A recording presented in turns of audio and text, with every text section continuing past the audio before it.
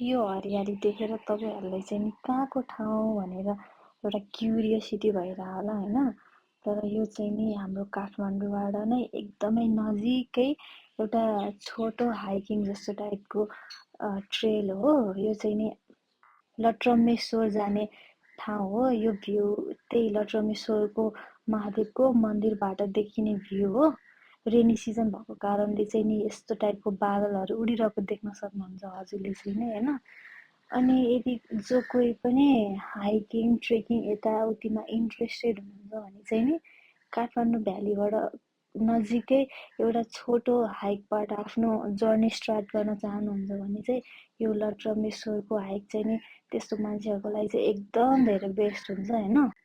अनि देख्न सक्नुहुन्छ त्यो जाने बाटो चाहिँ पुरै भर्याङै भर्याङ अनि एकदम ठाडो उकालो टाइपको छ।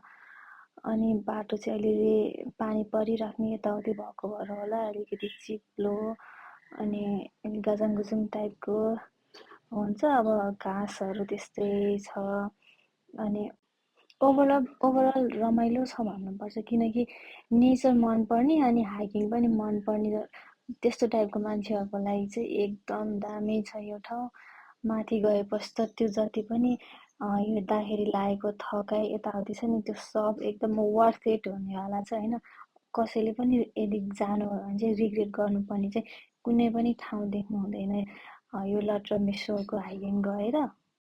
अहिले त हाइकिङ जाने कति फेसबुकमा पेजहरू ग्रुपहरू देख्नुहुन्छ जहाँ चाहिँ नि यदि आफ्नो जाउँ जाउँ भन्ने इन्ट्रेस्ट चाहिँ छ तर साथीहरू नभएर यताउति जान पाउनु भएको छैन भने चाहिँ नि अहिले चाहिँ एकदम धेरै अपर्च्युनिटी छ। अनि रेनी सिजन भएको कारणले चाहिँ नि आफ्नो एकदम व्यवस्था गरेर रेनकोट छाता बोकेर चाहिँ जानुपर्छ है त गाइस। यो चाहिँ लट्रम्मेश्वर महादेव हो।